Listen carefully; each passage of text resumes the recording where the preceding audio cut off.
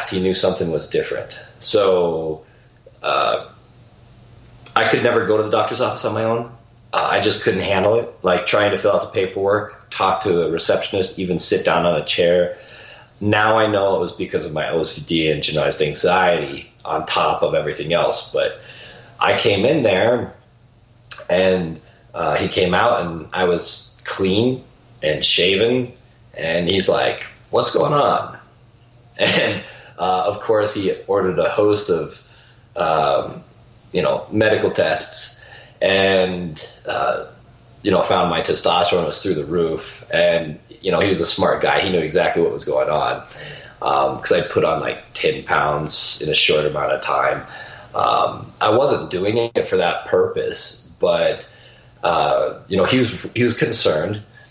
So he said, "Okay, you're doing better, so I want to bring you down to a reasonable dose, and we'll kind of monitor it." So he had me start charting my IBS and my linear IgA along with the dosage, and we found kind of a consistent dosage that was good, and it kept my IBS away, so I wasn't having stomach problems at work, which is never fun.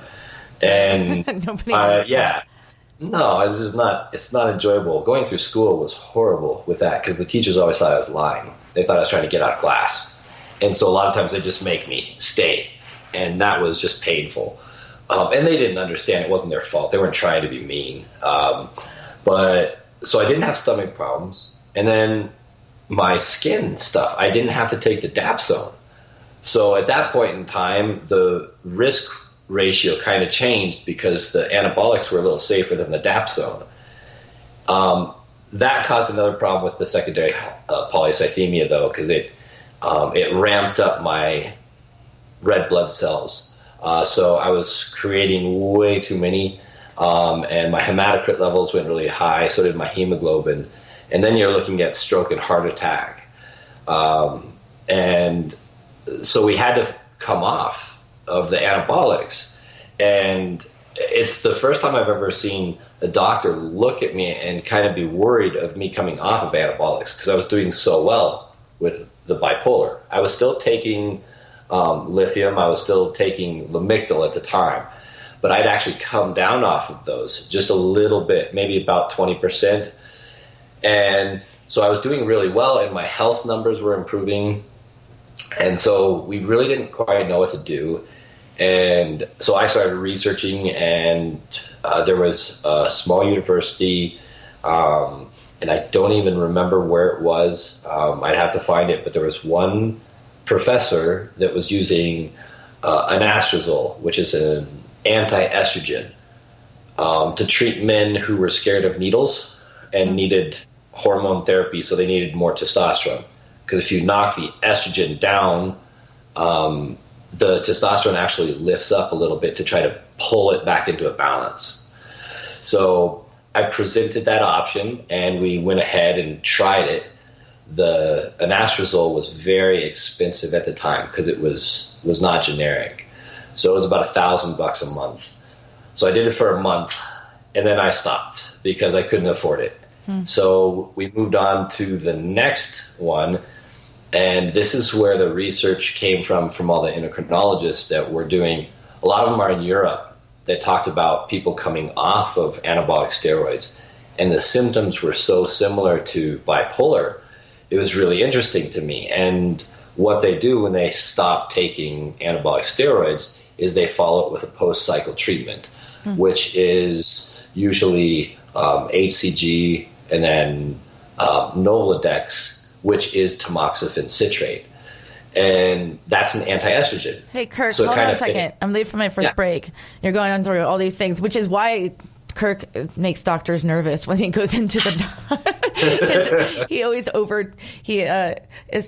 makes them nervous because he might know more than they do. But 1 second. We're going to be back with Moments of Clarity in just a moment. We're going to take our first break. Stay tuned. You're listening to Moments of Clarity with Tiffany Werner. We welcome your input at 866-826-1340. Tiffany will be right back after this.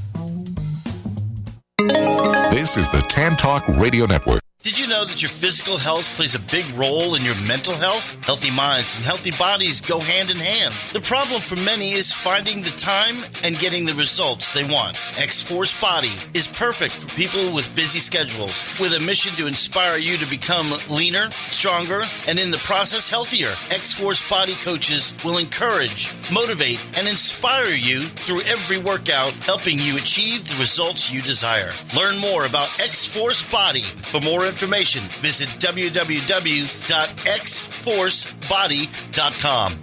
Hi, this is Tiffany Warner, your host of Moments of Clarity. Living with a mental health disorder is not easy. If you or someone you know are struggling with this, please know it's so important to seek treatment, and I'm here to help. Please visit the website at momentsofclaritywithtiffany.com to view blog posts and resources on this site to help educate and inspire you to take action, because there's no shame in seeking help for mental health. While you're there, please take a few seconds to sign up for my email list. You'll get some extremely valuable educational and entertaining content that can be sent right to your inbox each week. Plus, you'll also get instant and free access to my guide on managing your anxiety. You can also follow me on Twitter at MOC with Tiffany and at Facebook at Tiffany Warner. And once again, the website is momentsofclaritywithtiffany.com. Thank you so much for your support and for listening to your show, because change can only come when we stand together as one. This is the Tan Talk Radio Network. We are back to Moments of Clarity with Tiffany Warner. To join in the discussion, call 866-826-1340. Now, here's Tiffany Warner. Hi, welcome back. And if you're just tuning in, this is Moments of Clarity. I'm Tiffany Warner. I'm a licensed mental health counselor, and I'm your host. We're talking about substance abuse and mental health and how it's related. And my guest today is a co-author, or an author, an author of a book called Chaos to Cured. And he is really brave in sharing his testimony and his story, because it's a journey that not everyone has had. And he was going on and talking about how things have affected his mental health and how his mental health has led to other things, self-medicating and such. And I want to welcome back to Moments of Clarity, Kirk Miller. Oh, it's always good to be here. So you're getting all these medical terms, and it's starting to lose me, I got to tell you. Like the big names of medical terms, I'm just going... They kind of get glossy-eyed. It's kind of a complicated story. What I would say is that one thing that my doctor did a wonderful job of was making me feel empowered. And he was fine with research as long as I did it correctly. So he kind of helped guide me in terms of researching. He felt like the more I knew about the things I was going through, the more understanding I would have, and I would feel less alone. And maybe that actually kind of kickstarted me into doing what I wanted to do, which was help people. And that's why they asked me to write the book. It's, of course, we don't know if it's a cure or not. So the book, you said something funny to me once, and you're like, well, I'm not going to talk about from chaos to remission. Exactly. It didn't ring well. So the publishers look at me going, you can't really say chaos to remission there. Okay. I was like, okay. So we put it out the way it is. And now granted, I won't ever stop taking the medication. It's been a long journey, but even to this day, there's, I do struggle. Like I was mentioning, going through the mall. Right. I have a hard time reaching out and grabbing a door handle. It's not as much of fear of germs. And that's one, there's a lot of misunderstandings about like OCD. Mm-hmm. It's just, if I touch something and I don't know who else touched it, and it's not even like I'm scared of getting sick, but then I have to go wash my hands. So I carry gloves all over the place. And, there's certain things that I do try to work on with, behavior therapy and with a therapist. So like with my 3 emojis that I always put at the end of everything, I actually wasn't doing that for a while until my benzodiazepines were being kind of tapered off. And so, there were a couple things that I did notice once I stopped drinking and stuff like that and lowered that medication, other things would kind of come out.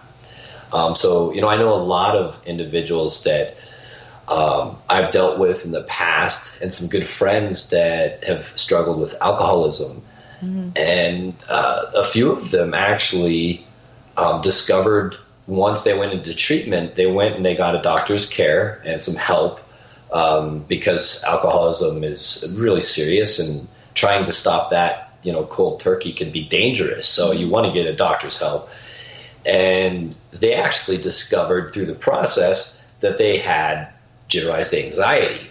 There were a few of them that were just kind of self-medicating. And once they were properly medicated, they didn't crave the alcohol anymore. So, I think there's definitely a lot of self-medicating for individuals that struggle with everything. And I do believe that there's a lot of these particular issues are more interconnected than we like to think. We like to separate all of them out, but there's pieces of my ADHD and my generalized anxiety and bipolar where all the symptoms kind of coincide. And so I think, as we're learning more about the brain and actually realizing how little we really do understand, it's just nice to have an open forum for people to talk. For me, whether you're talking about substance abuse, like recovery, or whether you're talking about a mental health issue, it's so nice for people to reach out and find a community. And that's one of the things I really like about the social media platforms.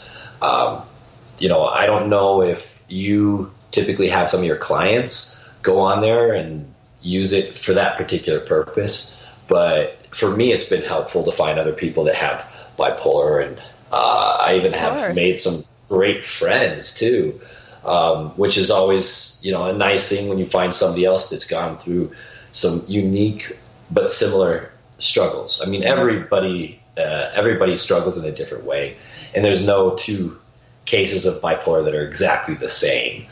So, and people also recover at different rates. And I did want to bring that up because it's hard when people are dealing with substances, and sometimes, you look over and see somebody else and they've been clean for 3 years and you just slipped up.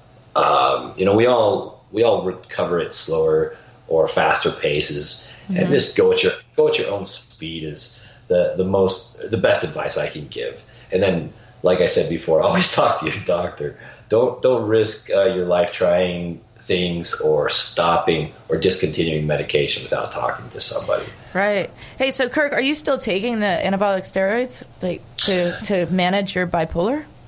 Well, no, I don't take the anabolic steroids for that. Unfortunately, I kind of blew my pituitary with the self-experimentation. So now I take a very, very small dose on a consistent basis just for hypogonadism. And at this point in time, I just don't produce testosterone like I used to. I caused a lot of harm by introducing so much into my body. And that's been a really tough struggle because my wife and I want to have a child. So trying to get my sperm count up was really, really difficult. And so we had to try a lot of different things because if I discontinue it completely, then all the other stuff rushes back. So then I have to go back on the dapsone, the other stuff, plus my body just kind of crashes. I think my dad is 70 years old, and his testosterone level is higher than mine. So that gives you an idea of how much harm was done. So, when people hear this story, I always try to say, listen, make sure you utilize a doctor because these things are really serious and they're very powerful and potent. It's amazing how strong your mind is. That we would think that you have to put all that stuff in your body to calm your mind down, and your body sounds like your body couldn't keep up with what you were doing with your mental health. That's a perfect way to put it. I mean, my body was taking a hit as I was trying to, and granted, the doctors